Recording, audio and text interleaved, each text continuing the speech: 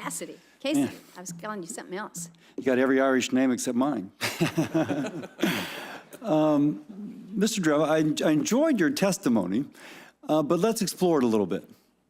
Now, if there's currently capacity to take all this light sweet, or all this crude that's domestically being produced, theoretically there would be no discount relative to Brent. The fact that there is discount obviously could be different factors. If we had Keystone XL pipeline taking it out of the Bakken, obviously we would save lives and lower the cost. But if I look at Louisiana sweet, and we're right there, my gosh, refinery heaven. There is, I think I've got it right now, it's almost too much to believe, an $11 discount relative to Brent. So if there was current capacity, why would there be any discount relative to Brent?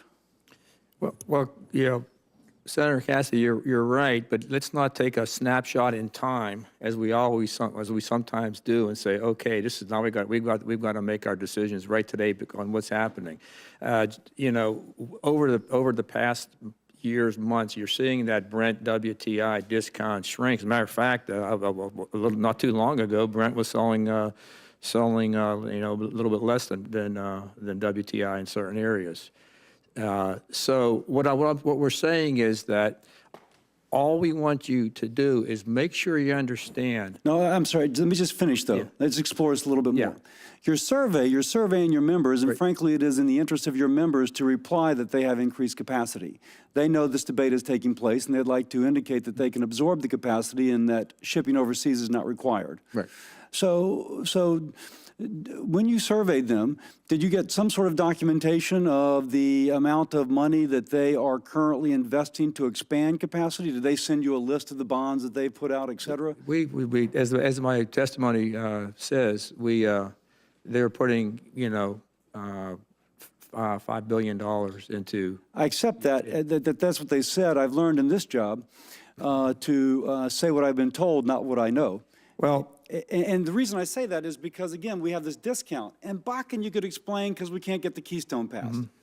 But when I look at the refinery capacity in the Midwest, Illinois, for example, which I think is the only place that can take that easily right now through pipeline, there's still a discount there. well, Senator, what's happened though is you had that bottleneck over the past years right there at Cushing. We got that southern leg built. You're seeing day by day that bottleneck. And then that's why I wanted to look at Louisiana Light. And Louisiana Light, next to all those refineries, still is selling at a discount relative to Brent. So that seems that that's not so much infrastructure, because we got pipelines in Louisiana. So I'll stop there. Well, yeah, first of all, I want to go back. You mentioned that the refiners who responded to the survey don't want the crude exported. That's not correct, sir. The AFPM, all we're saying is we don't oppose it. Understand all the parameters. I only have a little bit of time. I'm sorry. Ms. Rosenberg, I enjoyed your testimony. I saw Larry Summers, and I'm saying this off the top of my head, but Larry Summers gave a talk where I think he said that we would increase GDP by 1%. So we have this anemic CBO is estimating that our GDP is going to grow by 2% over the next 5 or 6 years. It's awful. Under Clinton and Reagan, it grew by 3.5%, and under this, it's been 2%.